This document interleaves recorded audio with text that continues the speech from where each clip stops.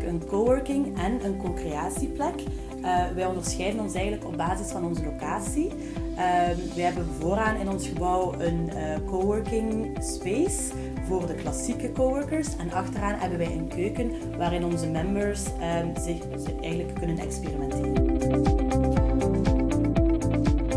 Wij hebben de Crowdbeamer gebruikt op ons openingsevent omdat er eigenlijk een 100-tal mensen aanwezig gingen zijn op onze opening en wij wouden ervoor zorgen dat iedereen dezelfde ervaring had. We hebben een tweetal topchefs uitgenodigd, dus wij hebben onze iPhone aangesloten op de Crowdbeamer zodat we live konden gaan, zodat iedereen eigenlijk heel goed kon volgen wat de chefs aan het doen waren. En dat is echt heel leuk omdat we konden daarna ook op ons eigen scherm, dus iedereen die hier aanwezig was op het evenement kon zijn eigen gsm gebruiken of zijn eigen smartphone gaan gebruiken. En ook al was die niet in dezelfde ruimte, kon die nog altijd de showcooking blijven volgen.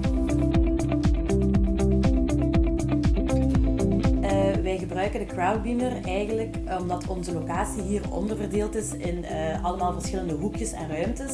We hebben 6 verschillende meetingrooms en wat voor ons eigenlijk wel een heel groot voordeel was, is dat de Crowdbeamer niet gebonden is aan één ruimte. Dat die heel flexibel is, dat je die gelijkbaar kan installeren.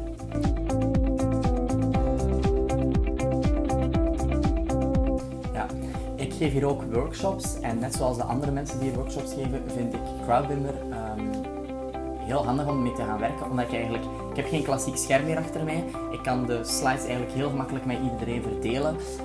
Het is eigenlijk heel makkelijk om op te zetten ook.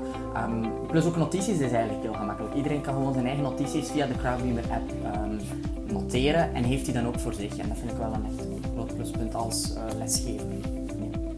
Ja.